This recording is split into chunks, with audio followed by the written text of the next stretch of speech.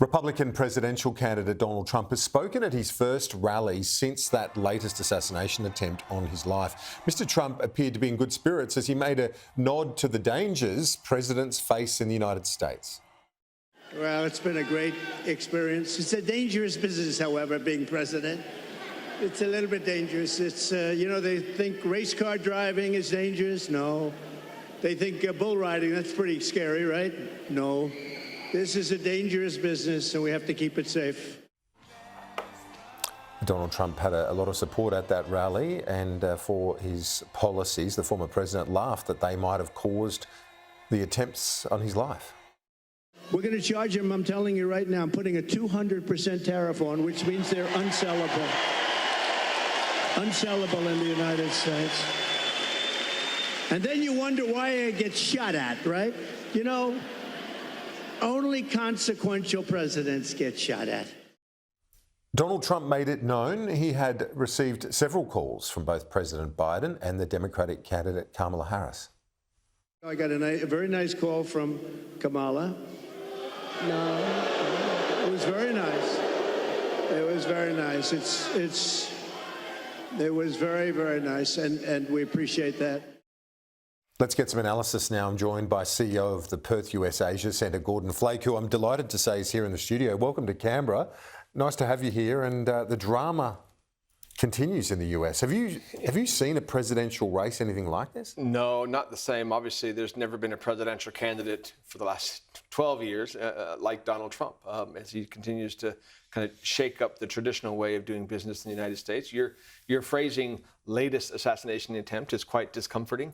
That is a reminder that American democracy has long been punctuated by these sporadic acts of violence. And so it's a relief that this one was unsuccessful, as was the previous one, but it is a reminder of the stakes. What's your read on where the presidential race is at right now? And how does this event feed into that?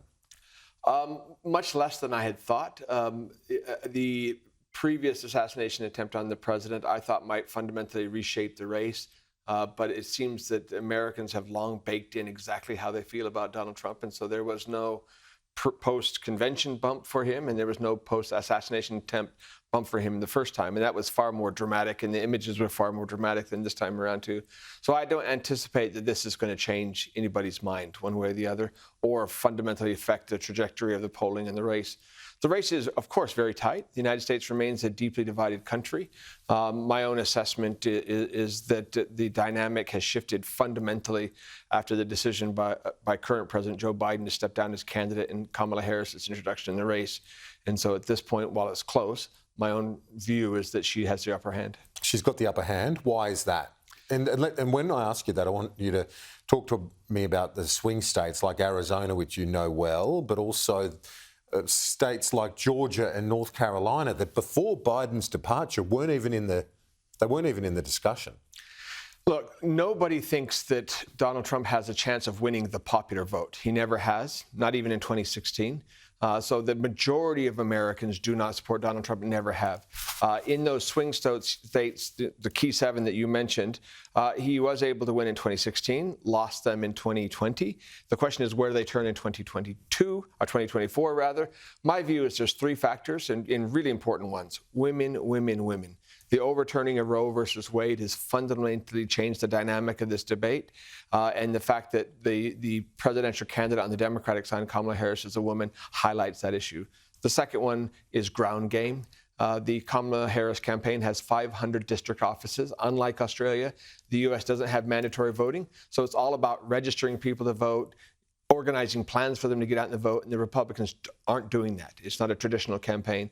And the final one is demography. You know, Donald Trump lost by about 6 to 7 million votes last time, and you have to ask yourself the question, why do we think that, despite the fact that his demographic is old, white, rural, and unvaccinated, it's going to grow between 2020 and 2024?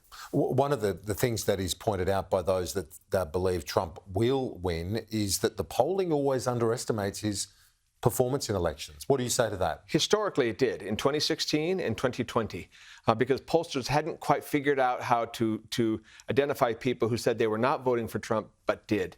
If you look at the 2022 midterms, they figured it out. So they far overstated the Trump vote, and what they understated was the vote of women post Roe versus Wade. So I think that dynamic has shifted. All of us who analyze politics were scarred by our mistakes in analysis in 2016 and still look at it, but I think it's shifted. We're going to have some live reports from these major rallies in Sydney and Melbourne on the CFMEU. You can see those pictures continuing on your screen. We'll be back to our reporters there in a moment.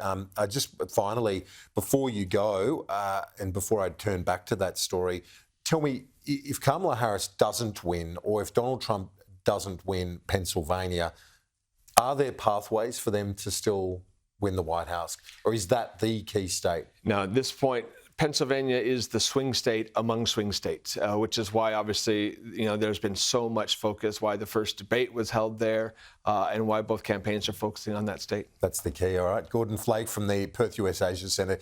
Great to get your insights as always. Pleasure.